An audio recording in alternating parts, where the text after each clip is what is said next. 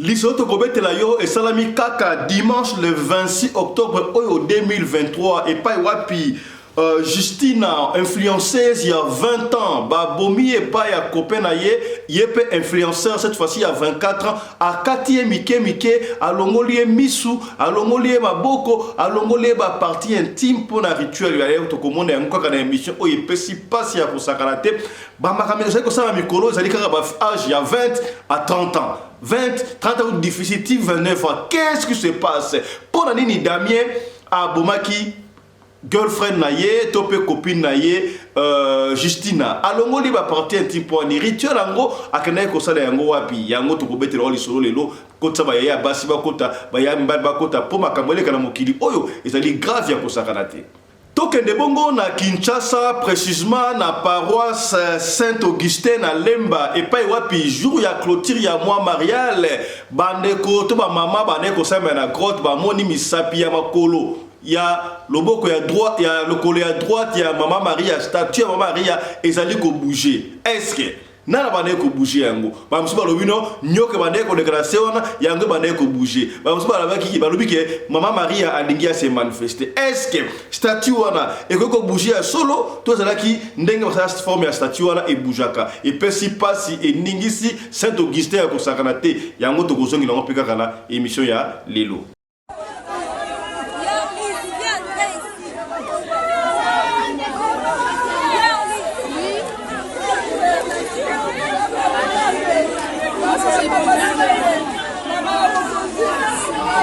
Tokende sika boye na Kasai précisément na Chikapa et pas wapi to yebi ke Martin Fayulu mwana mboka ozali candidat na présidence de la République 2023 en décembre oyo akenda yekuna pona kosona population kasi ndenge ba attaquer cortège na yeba partisan ya eside to pe ya la muka ba sepela ta mukete ba attaquer mwana mboka Martin Fayulu pesi babi est-ce que makambo oyo tribalisme soki batu ya province mususu ba lo yepe soki mdo oza candidat ya province na ngoto ye ba attaquer bo mote mboka ya okendo ape pesi passe ya kosakana te bande ko baleli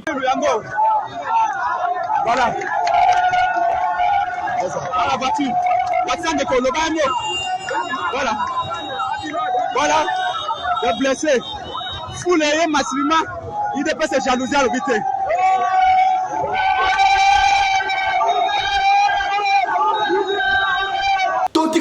La République démocratique du Congo na Kinshasa epai wapi degré policier alango ya ndimelanga ya to pekisho mele basanga te kasi yona Sokoto yona Nzakomba yona Teni olanga na modèle oyo ti osuka bongo na terrasse yaya epesi pasi mokonzi ya ville ya Kinshasa ya police topé ministre intérieur oyo bajan na yo olobini ndikambo ya boye epesi pasi to kozongela kaka na émission ya lelo ngai na bote moyibi ya musala nini ya musala nine ngai na vote moyibi ya musala nine ya musala nine ngai na vote moyibi ya musala nine ya musala ngai na vote moyibi ya musala nine ya musala nine tobaya koyiba susu ya musala nine ya musala nine ngai na vote moyibi ya musala nine ya musala nine ngai na vote moyibi ya musala nine. Ça c'est le rumba électoral. Ya musala ngai na vote moyibi ya musala nine ya musala baba ya koyiba susu ya musala nine ya musala ngai na vote moyibi ya musala rumba électoral. Très bien. Gaïna vote mouyibi Yamsala Yamsala Gaïna vote mouyibi Yamsala Yamsala Paya goyiba susu Yamsala Yamsala rumba électoral Yamsala Yamsala gaïna vote mouyibi Yamsala Boya goyiba susu Yamsala Yamsala rumba électoral Yamsala Yamsala gaïna vote mouyibi Yamsala Yamsala boya goyiba basusu ya musala nini ngai na bote moyibi ya musala nini oya koyiba susu ya musala nini oya bana nzambe ya musala nini ngai na bote moyibi ya musala nini oya koyiba susu ya musala nini. Acclamons très fort pour les rois. Mais pourquoi ceux qui n'ont pas aimé, tout le monde est content?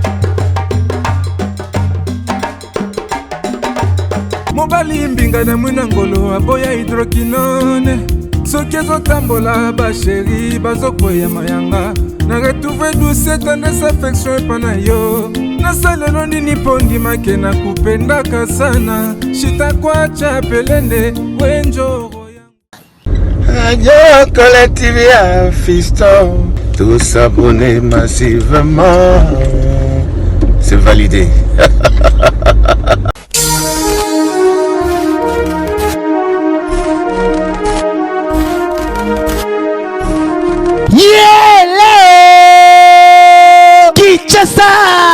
yokela ngai eloko oyo di bino batu bozalaka na posa ya kopase babo moma na babo séjour na bino bopesa confiance na Genesis Hotel po batieli bino bachambre ya qualité oyo eza na baclimatisation ya kitoko bambetu ya somo na banorme internationale eza mpe na baoreiller de rêve ebongo badouche na bango soki okoti ndeti kaka oza na mikili ya poto soki oza na kati ya Genesis Hotel wifi kutu bosana na yo po kokota internet ndeti kaka oza na Paris po kaka ba séjour na bino etikala inoubliable grâce ya Genesis Hotel okanisi esili tintin awa na Genesis Hotel atieli bino salle de fête salon Congo pour na ba mariage ba conférence ba réunion pe ba anniversaire de rêve na bino bino batu nyonso bolingaka kosala ba mariage ya kitoko po na etikala souvenir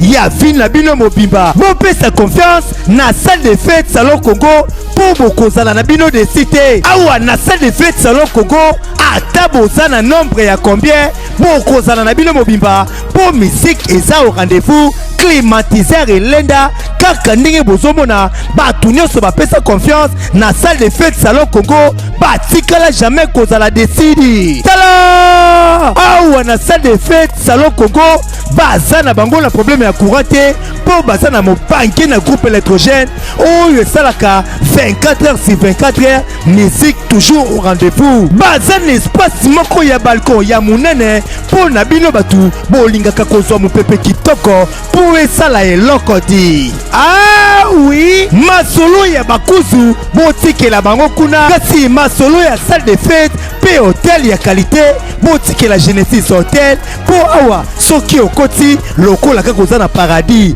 kidimie otuninga ya adresse zwami wapi zwa papier na stylo po koma Genesis Hotel et zwami na commune Kasavubu avenue Kandakanda numéro 8 oza na yo mobimba to pebenga bango na ba numéro oyo eza affiché na ba poste de télévision na bino okozala jamais déçu.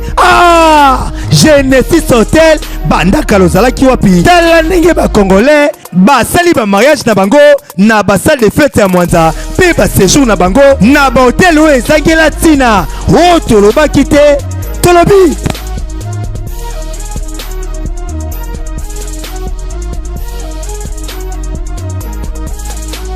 Mbote na bino bandeko balandi ya radio logo télévision bisika nyos tu bozwami merci na confiance pe fidélité bo pesa kana programme oyo radio lokole masolo et pas rapide kuta na kapo na kobeta masolo ya makambo zali koleka bongo na communauté na biso africaine en général mingi ya biso batu ya mangala soko yebinga merci mingi kasi soko yebinga ite mbala liboso ta na biso au monde biso par hasard na YouTube to batikeli yo pe link oyo yeba ke kombo na ngai Fiston Pelé de tata ya Sedek ya to senga kana yo bino abonné ya kala na abonné ya lelo na yo muto monde biso lelo ndeko to sengi yo s'il vous plaît to on t'en supplie. Yo le conseil ngana yo soki au côté ko boso o aimer vidéo après ko aimer vidéo yo partager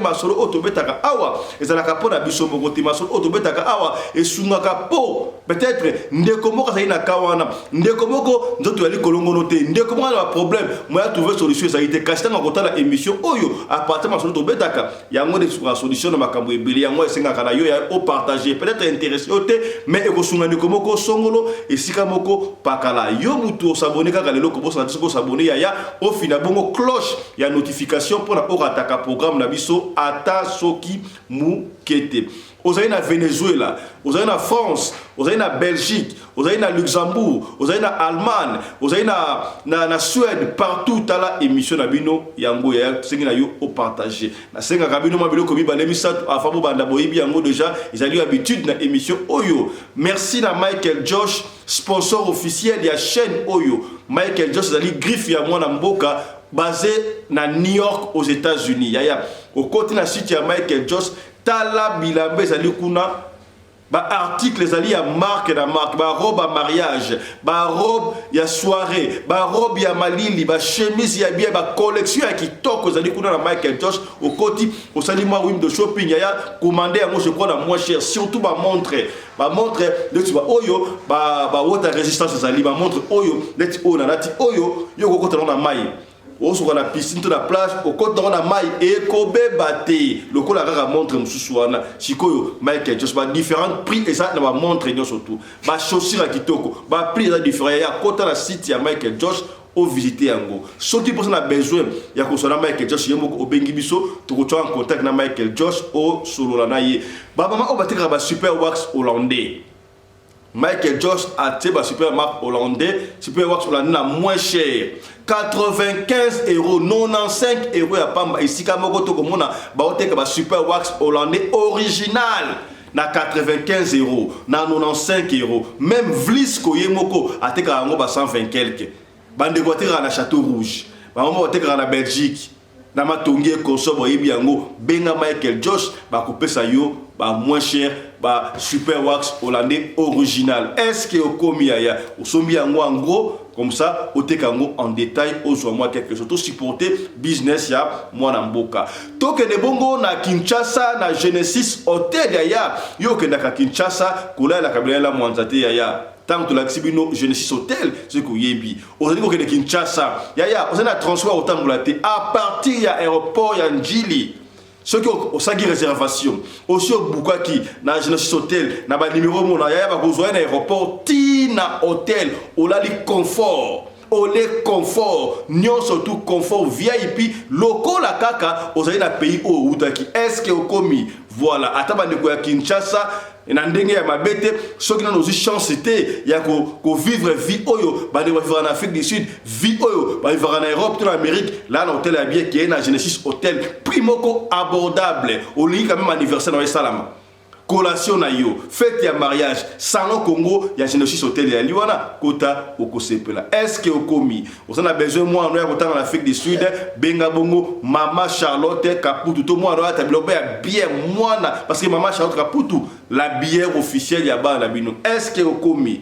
Pour sanité pour na pilipili, ya pilipili tangawisi ya Mama Mado, benga Mama Mado Yoam pilipili okswa. Pona bo pikili ki bo kunduba nzoto yango tangawisi kasi pilipili wana ya tukuza insister ndeko obela AVC ndeko no abela AVC leki mama connaissance oza longetenga miboye soka bandi ko la pilipili wana akozonga normal wala des formules et wutina lola est-ce que okomi otoloba kite tolobi madeko ya anti-poison parce que compter pour aider bandeko anti-poison ezali kubikisa ya benga bato en contact bandeko anti-poison pour na yo ozala endurance ata okiwapi kobanga na yote parce que mbuma moko garantie à 6 mois ata ba pesi yo poison ya marque nini na kiti na micro na sucré et kozwa yote boyoka ki ba témoignage ya bato awa mbuma moko za la garantie à 6 mois dembuma garantie ya une année à 12 mois donc baso pour pesa partir il y a 2 mois est-ce que komi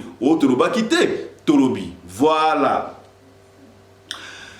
token de Kinshasa to banda bongo na information oyo toloba ki yango ne bandela na sommaire déjà et salami na église Saint-Augustin na Lemba et pa wapi jour ya clôture ya mois marial bande ko kuta ki misa après ta misa esili ba keina grotte obo mesano kaka ndenge ba tu basambela katoko bondela yo mama Maria toko bondela yo mama Maria nzambe pe ya poni yo mama Maria yo la la la la la Mama Maria, mama bali ko sambela esakola ya mawa mokonzi nzambe wa ngai taoki motema mawa nzambe na pumboli otata opusi bolamu limbisa ngai po ya Yesu Kristu na boyi masuma ngai masotika yango bobele ya bamona kaka boye likolo ya droite misapi ya lokolo ya statue ya mama Maria za la Saint-Augustin ezoko bouger boye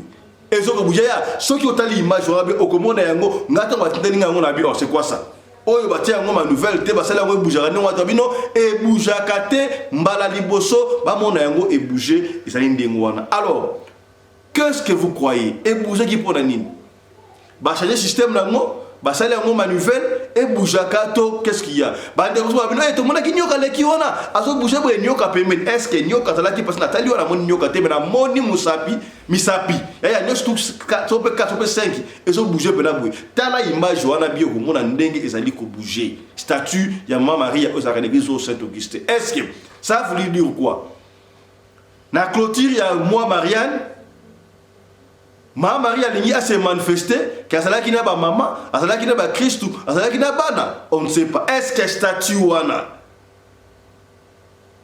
Et ça statue Mama Maria solo, to makamuse kutagat, on ne sait pas. Toyoka yango Mama Maria le makala ya mukili esi échangé. Ce n'est pas comme avant. Na kazaki tozo koyoka ya koyoka et si le kimesika ya na kalabalwa wanini.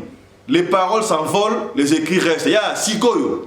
Naba parole, naba écrit, naba image, ça reste. Yaya va filmer en fiction te d'ailleurs comme on a ezali fiction te yaya ndenge va filmer na misapi ya mama Maria ezali ko bouger ça nini. Na ça se rappelle sur à l'époque et ça là na bokali oh mama Maria allait ko ba na mokali ba kena na lupango wana ba sango ko ba somba lupango wana et komba esika ya ba prière ata lelo ngomba ya mangengenge ça là ba katoliko ba chrétien catholique bana ko ke sambela kuna bana ko banini ko ke sambela kuna bo sambela basuni ngoma mangenge et ça me sika ba sataniste mais lelo oyo na ba église de réveil na ba tunyo surtout ba koma komata mangenge on ne sait pas awa eloko e salami oyo papa ya Roma ko banini est-ce que Saint-Augustin et kozala nini mais on doit continuer à investiguer est-ce que qu'est-ce qui a fait que Musapione bana ko bouger.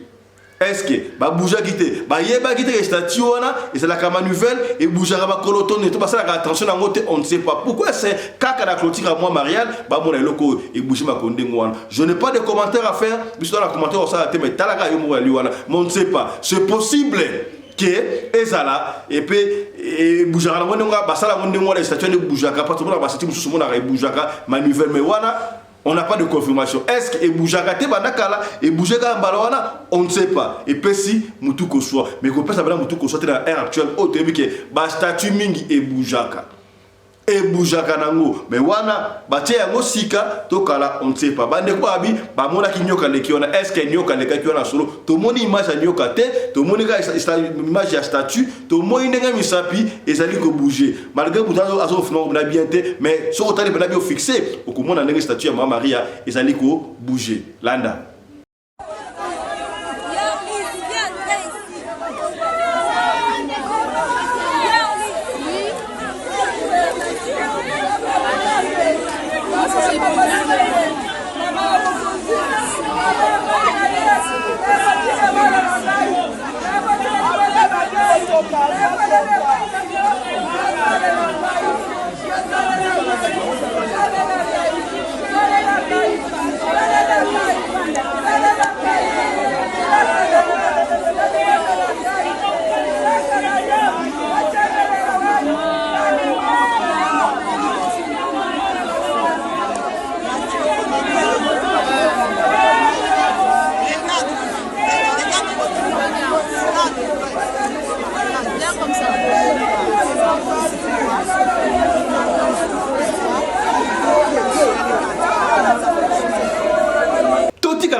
Na République démocratique du Congo, sika boyeto ke de bongo na Kasai to ebike et précisément na Chikapa et pa wapi mwana mboka Martin Fayulu ayo bakayazali président élu président décidé coordinateur il y a plateforme Lamuka akenda ki pona kosola na partisans non seulement il y a décidé mais il y a Lamuka parce que Congo restera un indivisible. Oui ça va yaya Congo est réparti dans 26 provinces batu na batu basala ba province to ba territoire na bango batu ya Kasai bazali batu ya Grabangundu bazali ebele mais tango ko makamwa bwalu bwaji tunga campagne électorale na banditi ba pré-campagne. Vous n'avez pas le droit ya ndeko moko songo pour parce que ça muti ya province X a que na province Y bo bambaye mabanga. D'ailleurs tout le monde a qui ya attention avec nos autorités.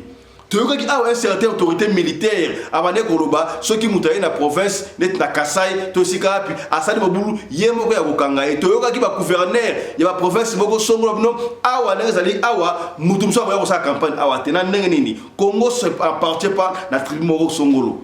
Tribu n'appartient pas à Congo n'appartient pas, pardon, à une tribu Songolo. Tribu, Nyon surtout, oui, c'est vrai, au côté de la tribu Songolo, pas la RDC, ezali mama oya sangisi batu nyos tout citoyen, tout peuple est libre ya kotambola esika oya zali oya lingi oya niko vanda Mobutu nous a prouvé ça. Alors moi quand on ali awa ngazaka pour un système Mobutu que jamais autochtone originaire ya province wana avec cause la gouverner ba mekana nous kotia ba gouverner originaire ba province c'est total ce qui repose à ndenge parce que tribalisme n'est que déboué mabe.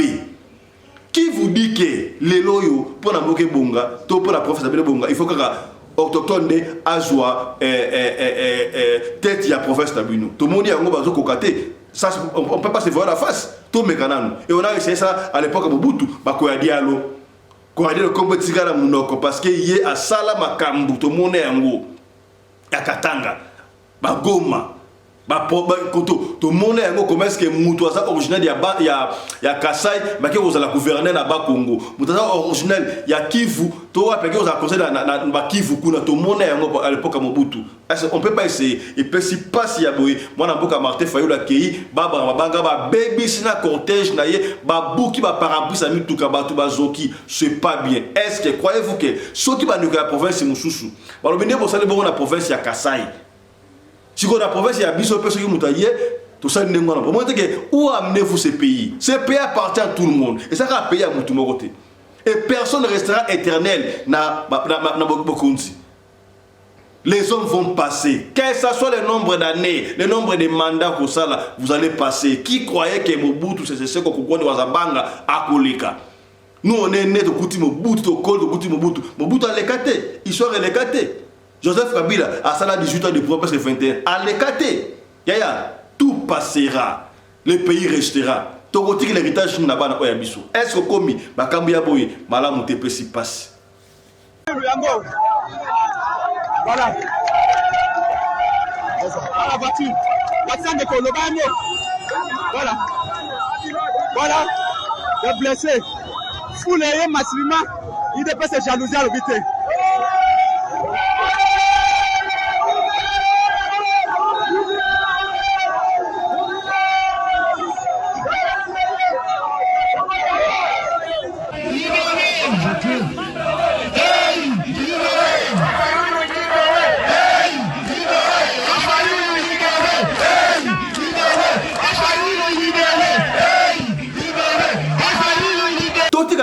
Na République démocratique du Congo, na province ya Kinshasa, vie province ya Kinshasa, pendant que bande comme sous c'est la tribalisme, ko beta bande comme la province mususu, mais l'autorité militaire au lieu de se focaliser dans makambu oyo entre parenthèses oui dans la bengango ba futilité, focalisez-vous na ba policier oyo baza censé à garder ba peuple ta la policier oyo, policier Amélie Agene, Amélie Lotoko, ali kotambola yaya na ndenge ya ba heureusement ça qui na munduki te c'est pas que policier pas qui na munduki akoyi ko boma mutuka ka boye degré à kolangwa oyo policier to yebita melaki ya gene Amélie bien mususu songolo to Amélie bien paratopé abeti bombe on ne sait pas na yedi so zali parce que bombe ça la faute ola la hotelema ya dali hotelema te koti kei soda bandi ko tourner un rond sur kana ya wapi na terrasse dindi pongi kitoko na terrasse policier yo bongo na biso ministre intérieur wana ba agent na yo ba élément na yo bino ka ministre intérieur ka ya maloba action to liko monaté on doit parler c'est pays appartient à tout le monde s'il vous plaît. Ce qui est l'élément, oui c'est vrai, et ça une fois, deux fois, mais ce qui est l'élément, à ça dans le monde autocomis, oui, bah condi, il y a armée, il y a police, il y a gouvernement, bah cause là sous-informé, président Kambo. Mais tant que réseaux sociaux commis, bon mon image ndengwana, que faites-vous na ba élément ndengwana? Conseil nous pesaka na ba élément souboye pena image ya boy, ils ont pesa malamu te non seulement pour ba policier mais pour na mboka na biso. Oui c'est vrai tout le monde a rappelé sur ba policier balango kana bango, mais pas jusqu'à ce niveau là. Et puis si pas si ya kosakana te. Bokondi la police ya ville ya Kinshasa toyoka kiyo na inauguration na yo babaki no oya kosala akokende en dehors de la loi, contre la loi, akomona loi yom do kanga te metala l'homme do kanga mais tout le monde makambo de s'il vous plaît tout le monde makambo normal boye mawa yaya mbala oyo ko voter pour na muibité ko voter pour na t-shirt te voter pour makambo ya solo est-ce que okomi c'est que bien voilà patient ou te l'oba quitter tolobi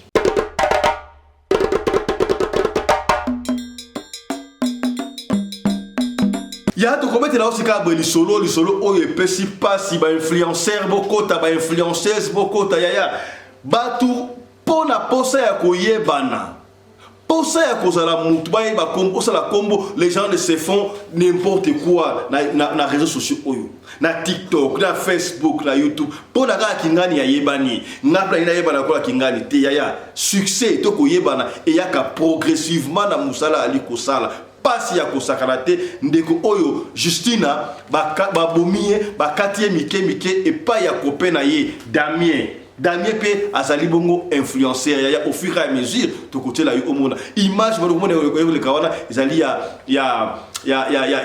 Justina influenceuse batebele ba ebiye lisolo oyo esala bongo na Nigeria le 26 octobre kaka oyo kala mingi te awa d'ailleurs kutu corps ya Justina na bakundi yango te pesi pasi ya kosakana te yoka liso ya kota ya mwasi kota ya parce que ba ya mibali ba ya basi ba soka tout le monde est venu influencer TikTok ya mamoto TikTok oyo ba chinois ba salaki pona kozala influenceur d'une manière positive to la bino différence entre influenceuse chinoise et influenceuse africaine. Pour moi, qui commence que influenceuse chinoise a une innovation.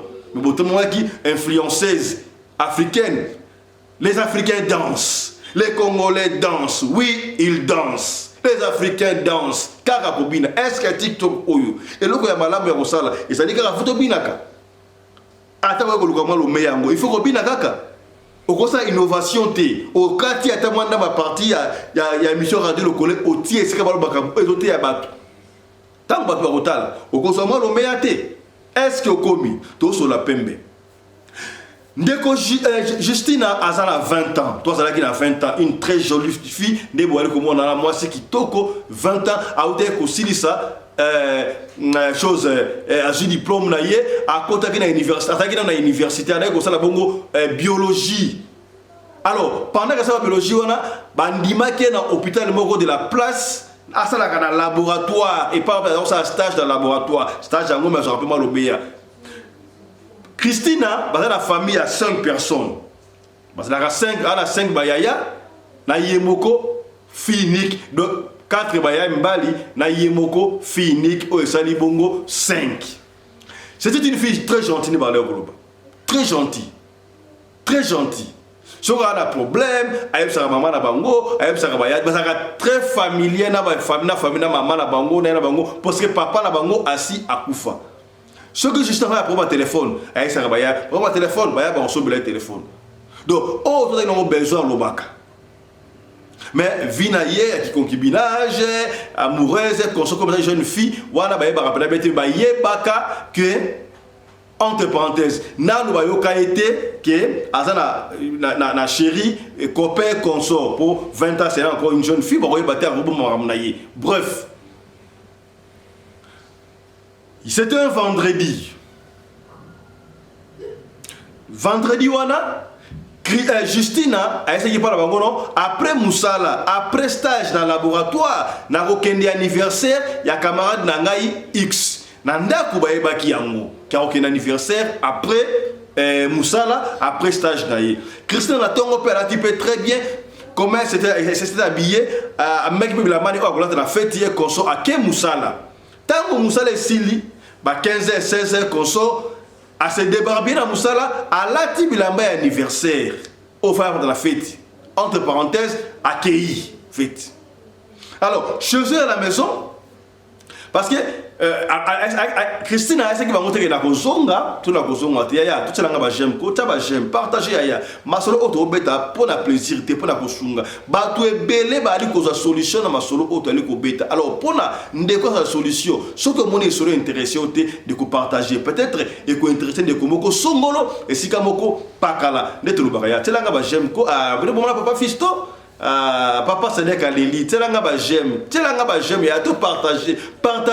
De ça qui une opération 15 000 abonnés. Il y a beaucoup de décevoir papa Sénèque, 15 000 abonnés, ou même les vraiment tabino moko. Tout ce qui est là, quelques tierces, il y a Zotala Bisso, maman Zotala, il y a Moissia Mobali, papa. Est-ce que tu as pena au s'abonner? Tout n'a papa quand tu vas papa. Au s'abonner déjà papa fiston, papa tout n'a maman. Est-ce que s'abonner déjà? Na mona quand la enfant na kiti au tiem ma kololikola messa to na tabouret. La radio locale. Est-ce que ça s'abonne, papa? Est-ce que ça s'abonne, maman? Oui, c'est vrai, on a la télévision, les camboutés, mais je téléphone. Benga ya mobile, benga ya moisi, ya papa. S'abonner pour la radio locale. Bon, ça n'a pas plutôt plaisir. Il y a 15 000 cases bellettes. Hein? Ah, mais bon, on a Sédek. Vraiment. Ya, vous en avez besoin il y a 15 000 caca. 15 000 pamba et bellettes. Bon, combien? C'est que bien. Et pas il y a Christina, et pardon, il y a Justina. Bah, bon, que l'équipe même que oui, ça va. Justina, il fallait qu'après Moussala, à Kende, anniversaire à Fétinaïe. 21h, 22h, 23h.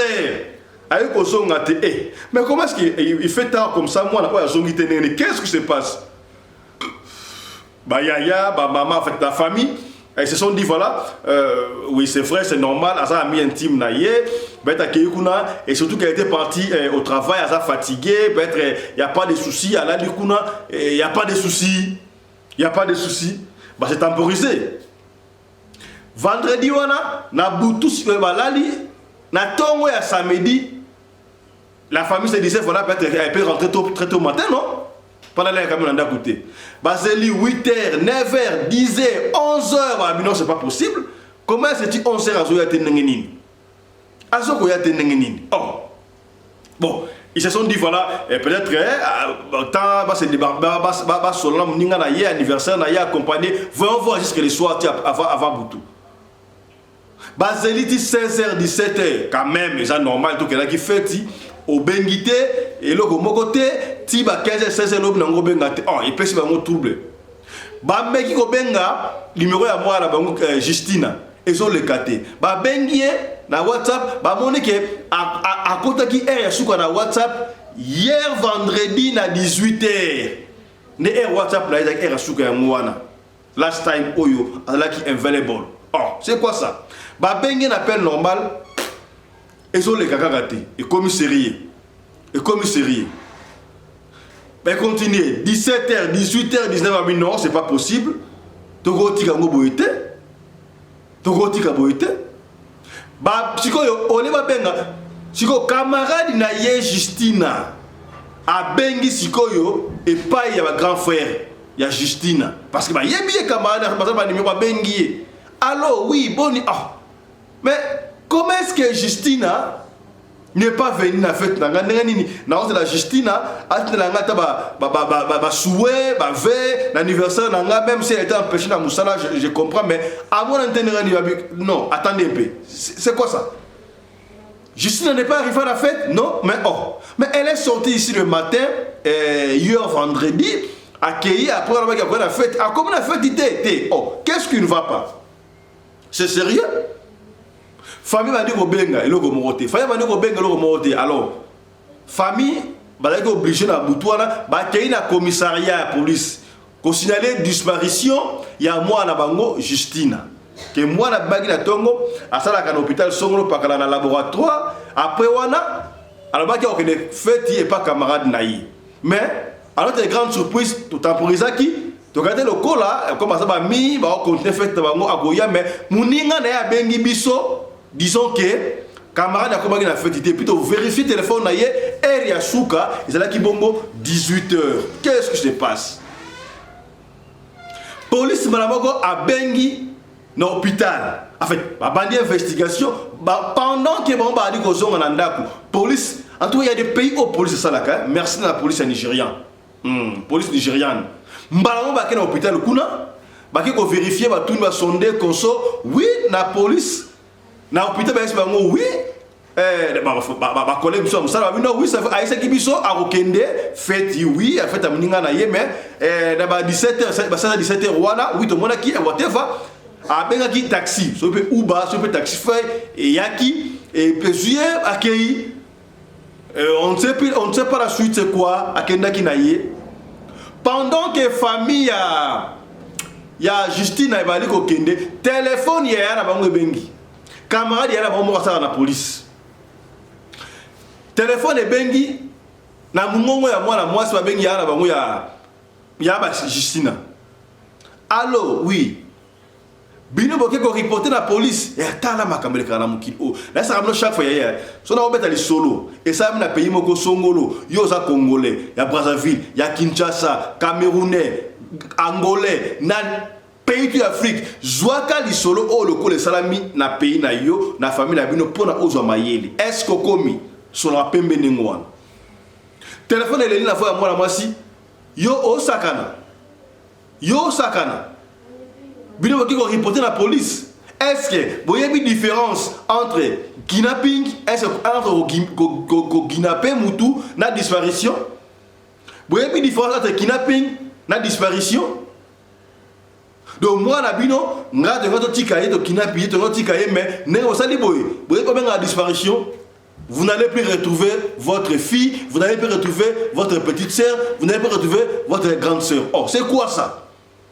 Tout ma camarade il y a juste camarade en fait il y a Justine wala camarade na ça rappelle la commissariat la police wana mbala moko a bengi camarade na yeme tala téléphone mo bengi na numéro songolo par ya tinanga numéro 1 ba tini numéro 1 police et tracas ba traquer numéro wana ba comment la numéro wana ici que kolo numéro batali kolo numéro wana ba kelati et pas film ko ya ba 26 à 27 ans ba kanga fi wana ba ya na police ils rentrent tout ça kaka samedi wana no butu ba ke na fi wana na police mais yo comment obengi mutu na téléphone console qu'est-ce que la fille a dit non téléphone nanga ba outé ko iba téléphone nanga ça fait depuis 2 jours amour. Mais on a volé ton téléphone. Pourquoi tu n'as pas reporté la police? Yaya, toi et la vision. Les cas où on est très banal et on néglige un mot, mais il y a un costume en anglais plus tard. Et qu'on coûte cher. Bah, il y a un téléphone.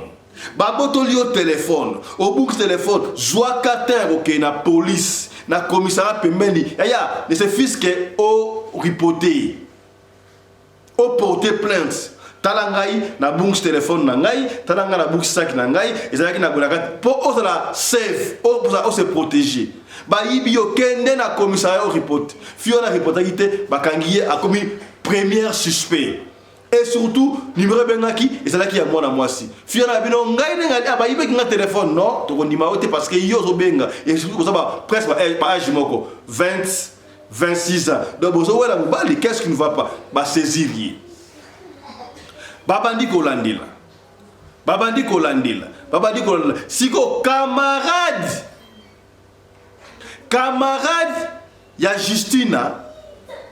Tant comme dimanche na tongo camarade na yewana aye pesi pe mutuko soit camarade nanga disparu et pareil avec la fête à comme teneni aye siko kuta tanga comme la famille. Mais la dernière fois, quand on était encore à 15 ans, quand on allait consoler Christina, Justina, pardon, excusez-moi, Justina, avec sa non, Nakoya, après Moussala, on causait avec elle. Mais je ne sais pas. Mais, Batouni, est-ce que Justina a un copain? A une relation amoureuse, en tout cas, Mikolo Oyo, Justina a na copain te mais copain na yakala influenceur comme on appelle Damien ba kabwana ça fait au moins une année et demie ou 2 ans. Je me rappelle donc soit une année et demie ou 2 ans. Donc à l'époque Justina avait 18 ans tala je sais pas ba kambwa mikolo vraiment ba kabwana kala mais jour ça fait quelques semaines passées awa ye Damien wana asenga kinga numéro ya Justina wana camarade ya Justina dans loba asenga nga numéro ya Justina na éviter pour anine na pesa ki numéro ya Justina sur ba so la rappel na éviter mais quelques jours awa Justina asenga oh Damien benga kinga kuto so na Damien c'est vrai mais elle ne m'a pas dit que bah quel que soit rendez-vous t'as ce que ma camarade solo qui a essayé kinga te mais elle m'avait dit seulement que non Damien copain ya kala abengaki. Ah, ça va? Tellement ya Justina, camarade né à policier, camarade né à commissaire, yé moutadaki officier oyo, avec une investigation, il y a dossier on a oh et ça n'est pas abenga camarade na non tala ma piste camarade ya Justina a esibiso que non copain ya kala a benga kaye a senga kaye numéro a pesa qui est puis plus tard Justina a dit que non oui camarade boyfriend na kala camarade kala benga kingai c'est tout voilà oh ça quand même piste est-ce que boyebe sika fandaka te ya ngotalatina bazo koloba téléphone bakota na rika yango ba ali ko enregistrer ba téléphone parce qu'à l'époque ezalaka muto osala crime ba numéro ozalaka na enregistrer te muto osala crime avec téléphone ya bouquet console ko ba shooter mais sika aboyaya technologie ça évoluer et ça déjà développé ba bengi sikoyo fille yaka na fille on a camarade Justina ba ke na police osala numéro ya Damien oui na numéro ya Damien ba zu numéro ya Damien na dingi solo obaye ya basi bino influenceur influenceuse ba ya basi bana mikie boli on grand téléphone i20 i40 ming na téléphone tout le monde est devenu influenceur influenceuse là dans les solo oyo et ko sunga yo ya mwasi et ko sunga yo ya mbali camarade na komi wana ba meki numéro ya Damien wa to komi siko dimanche ba meki numéro ya Damien et so le katé oh ba tali siko est-ce Damien asana réseaux sociaux oui ana Facebook, ana TikTok, ana Instagram. Ba meka sigo Instagram ya Damien, ba meka Facebook na yé. Tous les images eza effacées, vidéo à ta côté ça na Facebook disparu, Instagram, TikTok ezate. Yaya ndenge nzamba sera toujours présent. Tu vas aller révéler ma kambu. Etika na vidéo kaka moko. Etika na vidéo moko. C'est qui Damien? Damien c'est la 24 ans, Yepé Aza influenceur. Pendant que on a image des fleurs, donc Justine Yewana, une très jolie femme, une très jolie fille, il y a 20 ans. Bah retrouver image kaka moko, vidéo kaka moko, il y a Damien. Vidéo moi Damien, t'as la vidéo Damien. Au moins Damien. Okay, tell us what's your name, please. Jessica. Jessica, okay. Jessica. This is 50,000 cash. For 50,000 cash. Okay. Would you give me head? Why not? Like not in public, not in private, like in public, you understand? Why not? Of course you can stick out. Voilà. Damien Yewana, je crois que va payer anglophone, on va faire TikTok, Instagram, pour moi on rappelle Damien. Donc Yewana sans émission wana. Ba traquer, ba retrouver adresse ya Damien Anouté, bazoko look. Ah. Mbala moko police ya quartier Mususu. Police ya quartier Mususu, ba bengi na police centrale, ba tin ba benga ngonim. Ba linki ko ba commissaire non to na kamoko awa ya corps moko boye eza en décomposition. Est-ce que ils a dit corps wana te o bozo luka qu'est-ce que passe boye binga nini ya voisin ya Damien appartement de Mesika Fandaka voisin na ye ba fandika no fana nda ukabwe ba ndiko ba solo moko ya bien te solo ya mabebe so muta kufi 3e 4e jour mutabana ko dégager d'air so ko se décomposer voisin qui solo wana bien te pas voisin so ndako solo bonani ba luka mpuko za te mpuko ya ndako te mais qu'est-ce qui va pas obimi na porte mais solo ndezo uta pas voisin ko to ba bete la dernière porte de fungola raté alors voisin to ba voisin ba ko bijaba ko reporter ko porter plainte na commissariat they want to report to the police station na commissariat que non ndaku ya voisin na biso so les autres mais bien te ya mabe pena c'est comme si mutakufi so la mutu donc so la bien te repola mais deux jours peut te moni voisin na biso te boye bien te moni te qu'est-ce qui va pas venez voir police aye a petit port va fungwata bukindaku tanga buki wa kuti likola mais ba kuti ba benga on ba China beg on ba beg ba chinois na mi balé likola ya mesa ba fungola boya ba moni mutu ba kata ba moni ba partie intime ya mwana mwasi ezate liboko ezate misu ba longola de surtout wana oh c'est comme ça ba ziko wana ba ke kocha yango na morgue tangu sikoyo investigateur ozali ya Justina ba pesi keso wana abengi sikoyo ya Justina non ba esi biso na quartier la police moko voisine koto ke non corps mo ba tuvo na ndako moko songolo pakala boya ko identifier ce que zali leki na bino obozoluka famille ya Justina bakenda na morgue elongo na ba policier batali ba monike ezali Justine ande bakati mike ba longoli misu ba longoli patente maboko ezate bakena oh c'est vrai alors comment Damien oh voilà Damien yoana parce qu'il y a une image de Damien bah tous les camarades ya Justine Damien ouais photo Damien bah mis photo à Damien que non Damien yeyo bah tous les voisins non Damien ça fait 3 jours à ce qu'on a donc Damien ne sait pas comme oyo allez il reste ça Damien bandi ya tala makam oyo police a su makam wane coup de chapeau la police nigériane police à l'écran de la télévision a expliqué fait ndenge le kaki landa fait oyo mais na Congo tout le monde a raté bakati mutu babo mutu police à l'écran à salande salaka la CPL de la police nigériane c'est comme si aux États-Unis le kaka landa police. On Wednesday 25th of October 2023 at about 15:30 hours operatives of Ozuba division received a complaint from a good Samaritan and a neighbor. We intend to withhold the names, please. Of Road 20 at the back of NTA Ozoba on Wednesday at about 14:00 hours that he came to report that he went to his house where one Damien Okoligwe, a fellow tenant, and perceived a very bad odor, and immediately rushed to the police station, where the DPO led detective to the scene. On arrival, the door was forcefully opened, and the Ghana must go bag containing a lifeless body was recovered.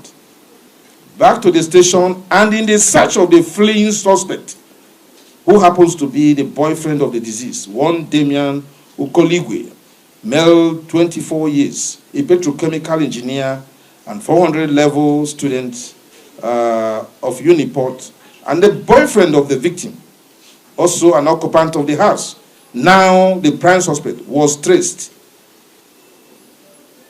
And now the prime suspect, who was also traced last with this disease, was arrested for an inquiry. The lifeless body and butchered body of Justin Otuene, female, 20 years old, a biochemistry 300 level student at Uniport, was recovered and deposited at the mortuary. Preliminary investigation is in progress. The case has been transferred to State CID for discreet investigation. Meanwhile, the command has condoled with the family of the deceased, while urging young ladies to be cautious and careful about persons which they get involved with. Voilà. Et soit qui atteint 3 jours ou té, tant que comme la preuve, banda Luka Justina, Ye, Damien, copain à 24 ans, a effacé qui, bah vidéo sur na TikTok, na Instagram, na Facebook, a mis un suspect et qu'on se bat Luka Yaya, bah kangaye. Zana promna mutu mena l'état soka tchè ma boko Yaya au lekate, bah suis Damien, bah kangi Damien. Damien donc ba ina yé na police station na commissariat ba ndi ko tuna mituna. Damien, oyebi mwana mwasi oyo. Ba na pie photo ya Justina ona ebi. Justina to moni ko ra Justina na ndaku na yo ndenge nini. Akoma ki ndenge nini. Est-ce que vous avez une relation non? Vous avez une relation ça fait 2 ans tu as shooté mais na mona ki ka posa ya Justina na benga kié to bana ko solo ko visiter ngai ayese nga ko le fête ya camarade na ye mena c'est aller kana wana avant fête ayaki alors to bana ko solo là plus tard yemoko Justina aboya ki na yesu ko ne fête wana ba to fa na bisoka rati x tana zonga nga e mona ko ki mutu pasi na tiki na divan wana nga na côté na chambre na ke ko lala.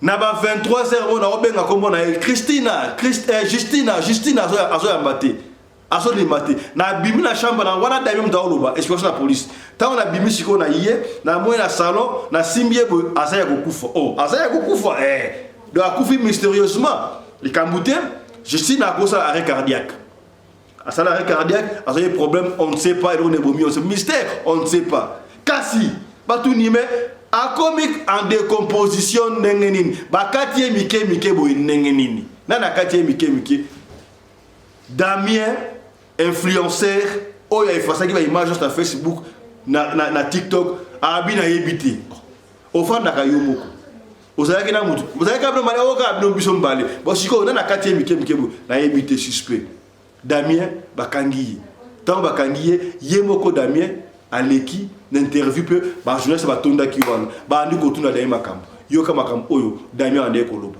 yokai Okoligwe Chinemere Damian Imo State. What brought you to police today? That a girl was found dead in my house. And how come about the body in your house? I woke up and then I woke up and then the girl was lying lifelessly in my house. You woke up, just the two of you in the house? Or? Yes, just the two of us in the house. And you find that she's lifeless? Yes. So what killed her? I don't know what killed her. That's the problem. I don't know what killed her. Who did you report to? I did not report to anybody. That was the mistake I made. I did not report to anybody. I just left. Who packed the body inside the room? It's not. I did not pack the body. It's not inside the Ghana mosque. It's inside the big bag, and I did not do anything. I just carried the body like that, and put on the wheelbarrow. But I now left, and then came back. It's me. I was trying to dispose it because I thought anybody that see this thing now will not blame it on me. So what happened to her now before you packed it? She was already dead. She was already dead at first. So what killed her? I don't know what killed her. That's the problem. I don't know. Maybe an autopsy. Is she your girlfriend, as they say? We used to like, we just used to make up and break up, and like. You guys had a relationship? Yes, we had a relationship. Yes. Okay, how long was she your friend before you found her? It was just the night. She stayed the night. In the morning was when I found her dead. Wait, she spent the night with you, and then you found her dead in the morning? She spent the night in the room. I spent the night in the parlor. And then I found her dead in the morning in the room. Okay, after you now found her dead, what next? Like, if you see somebody dead in your house, who spent the night with you, what are you supposed to do? I was supposed to report, but I did not report because I was very scared. I don't know what to do. I was thinking, if I report this thing now, everybody will blame it on me. And look at it now. Everybody's blaming it on me. I don't know what to do. The dismember, I don't know. I did not dismember her body. The body was still intact now. What was the last meal you people ate before that girl slept that night? It was snacks and the Hollandia yogurt. Who served her with Hollandia yogurt? Hollandia exotic actually. It's me that brought it now. It's both of us that drank it. So after when you find out the body, since you did not report to the police, did you call any of our family members or our friends to report that this is what happened to her? No, I did not. Why? When your brother came to the house, what did you do? I didn't even tell my brother. I did not tell anybody. I was just very scared because I did not know what to do. Were you alone in the compound? Or do you have any other neighbors? And why didn't you report to your neighbors? I did not report to my neighbors because I'm just new in the compound. I just moved in. How long ago? I moved in like a week ago. Where is this thing? Back of NTA. Voilà. Sikoto Lobani. Nani ne akataki Justina ba extraterrestre? Nani? Batu na Nigeria ba lobby. Tok batu ba yebabi non. Ndenge ba parti mentime zala ki dispari. Ndenge miso ane ko monde na te et ça ba rituel o sala ka ba kenda kana ngo pona sacrifice poko na mbongo o ko na succès. Est-ce que ça la ka ndengo wana bandeko ba yebi? Il y a eu un moment où et comme ça ba mi fi ba so apporter intime na ye ba kenango ba zu misu et comme na misu na maboko na banini ba rituel a marqué ba ça la ndengo wana et pesi passe ya ko sakrate corps une partie à corps parce que misu zate ba passer intime ya maboko ya une partie à corps il y a Justina et ça na mort ba continuer l'investigation les autres les 40e les 4 donc makam oyo Ibandaki à partir du 26 et ça lui attend une semaine été.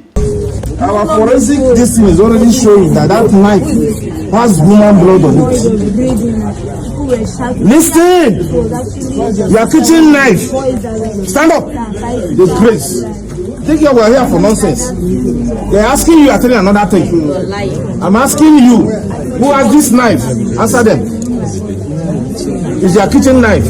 Forensic result already is showing that that knife, understand me? That knife has human blood on it. So who did it? What did you use to kill the girl? To kill herself.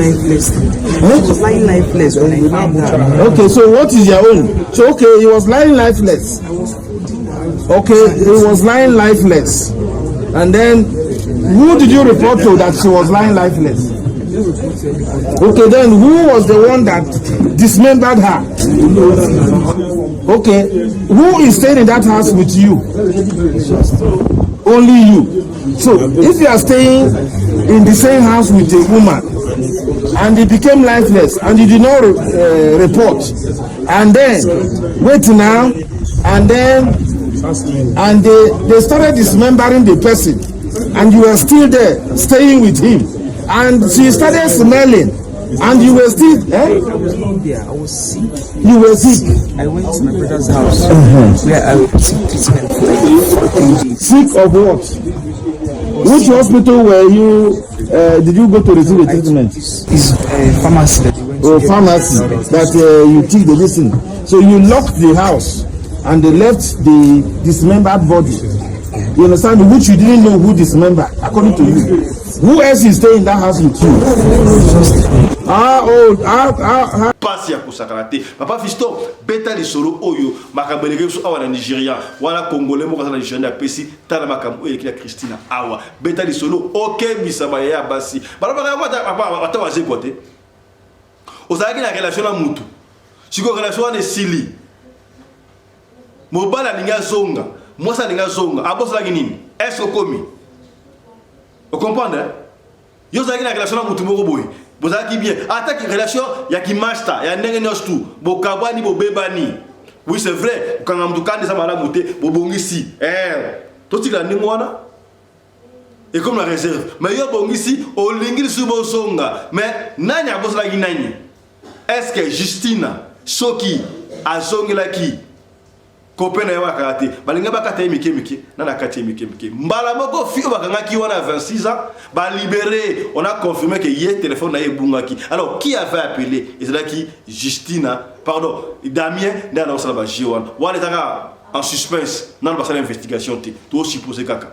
Tala li solo oyo ya Justina oyo bakati mike pa ya Kopena ya 24 ans Damien. Jusque là, ils ont dit mais après investigation, ce qui est vérité, ils ont dit wapi. Justina a demandé que vendredi, à qui Moussala dans le laboratoire pour que les fêtes à Zongate et Pessi, Passi, Baya Bassi, Baya Mibali, était à Bino, maman, tout à la cabane. Est-ce que Bokomi, c'est que bien?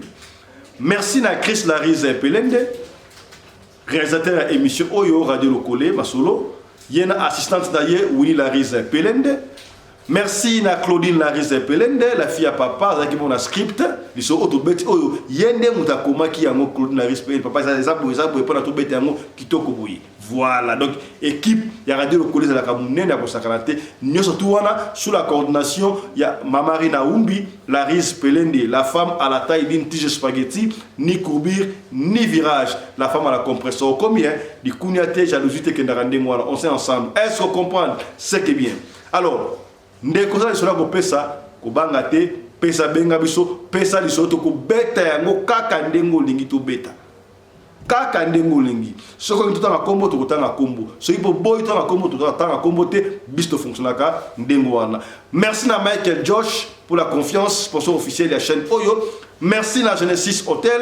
Merci na Mama Yoam, Mama Mado pour la Tangawis na Pilipili, partenaire de l'émission Oyo. Merci na Bandeko Anti-Poison. Merci na Mama Charlotte Kaputu, la bière officielle là-bas na Bino. Soko ni mwana kutanga koto na école d'aviation au Kubenga Bongo, Mama Charlotte Kaputu. Portez-vous bien, santé de fer à tous. Chap chap. Et tchara. Radio Collective Fiston, tous s'abonner massivement, c'est validé. Ya botoko mawana tika topesa matondo to remercier Michael Josh, sponsor officiel ya chaîne Oyo qui nous accompagne et qui continue à nous faire confiance. Michael Josh, merci à toi, merci à vous aussi Kozaliwana. Alors to sen rabne le ko moko bandeko ko na site na website ya Michael Josh.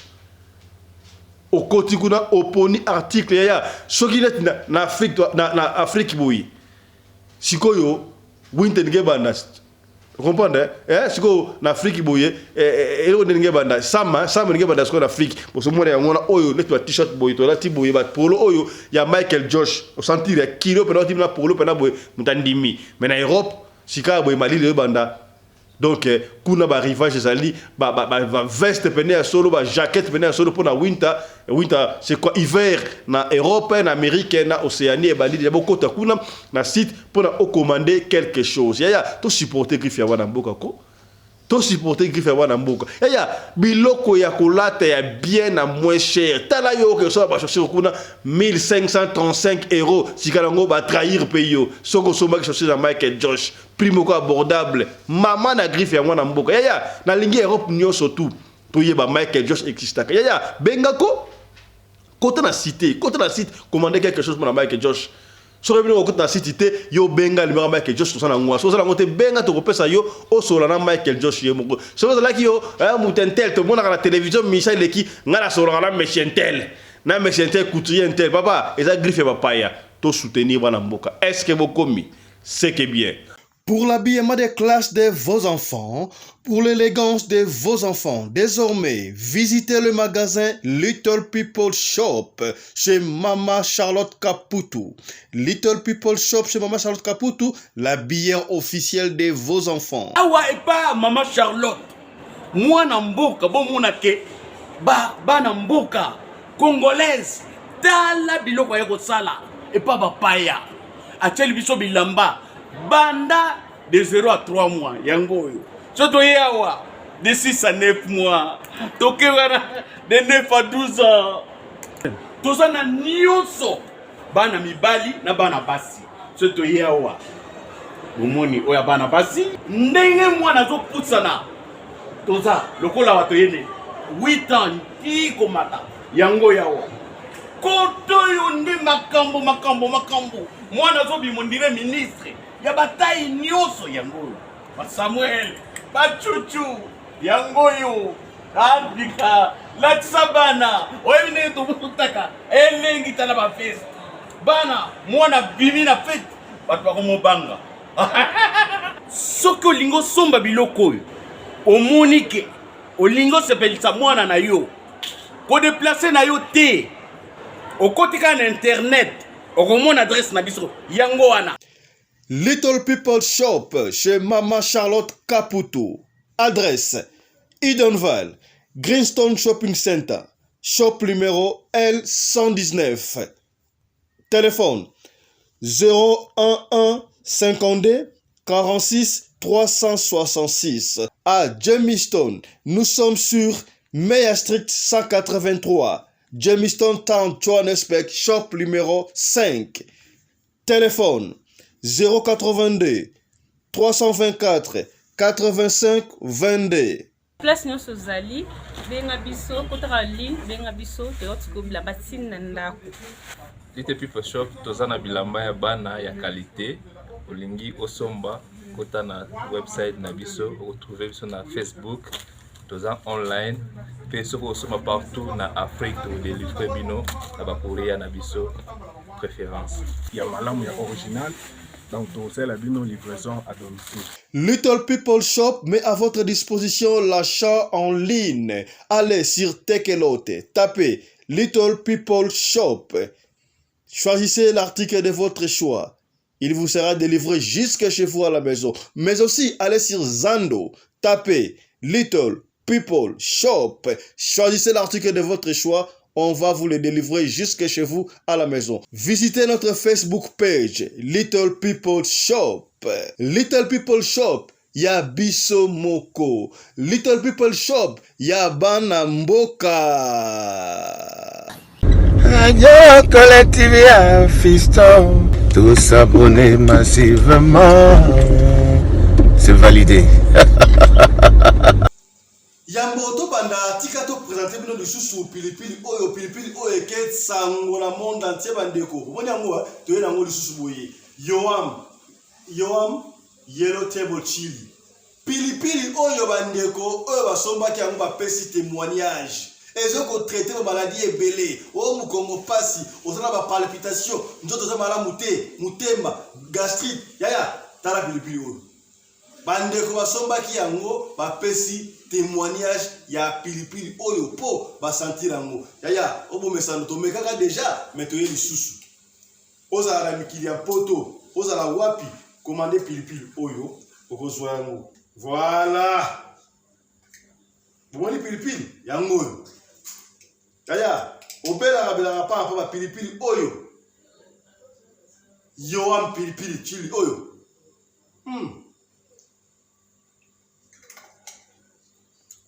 et qu'on traite na maladie non surtout benga biso to tson numéro en contact na numéro ya maman Mado on te ka pilipili oyo o sentir ya ezo ko traiter bandeko ya France après témoignage bandeko ya Belgique après témoignage ya ta pilipili yango obela bela pa pamba autre ba quitter to lobby et si li wana te maladie ya palpitation yo ozalaka na palpitation yaka liaka pilipili oyo oza problème à cœur yaka liaka pilipili oyo obiki pilipili oyo eza lokwa pilipili oyo bato basalaka te o pilipili ya formule lola euta na lola ya woni oyo tangawis kaka yowam bakomi nina powerful ginger oyo ezali tangawis oyo ezali kosunga ezali konettoye nzoto nyonso to ya soki oza na problème ya bopikiliki okundu banzoto ya yatala yango oyo tolobaki te moto asalaka biloko oyo mama Mado oyo apesaki témoignage oyo akufaki nzambe asekwisaki ye wana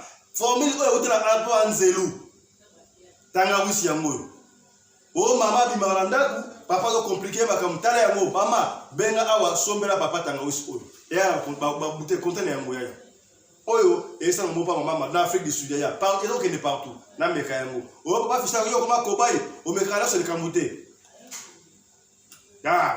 ya ozofunga ngo lokola oyo bamela masanga vert wana vous comprendre oyo ezokipete yaya mpona biso bana na nzambe omoni tangawisi oyo soki ozali na bopikiliki bakokudu banzoto mawa tro mela tangawisi oyo okopesanga raison oyo tolobaki te tolobi yoka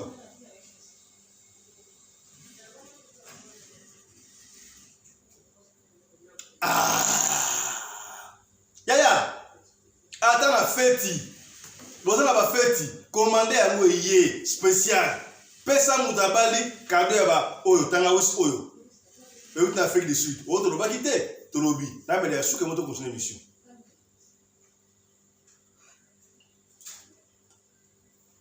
voilà za tangawisi produit ya Yamado mayele ya Yamado tangawisi ezobikisa tangawisi osoko meli yango ozaki na problème ya constipation esili ozaki na problème hémorroïde esili ozaki okosukosu angine flou ekei ya kodiscuter kutu te yaya esili wana te o mariage ezali libala ezali sika bo libala ezali basengi masanga ya nzamba basengi yaya na masanga ya nzamba o bakongo bazala mayili te moni oyo ezali nzamba masanga ya nzamba tiango pene na bouteille normale kage pe Mado benga ozo masanga nzamba comme ça ba fête ya poto ba fête ya Afrique du Sud et comme la ya Kisasa ba osenga mama ba pesa ba puta mama pesa ba pesa maputa pesa boye na masanga nzamba ya ngoyo nzamba et comme la Josie vous comprenez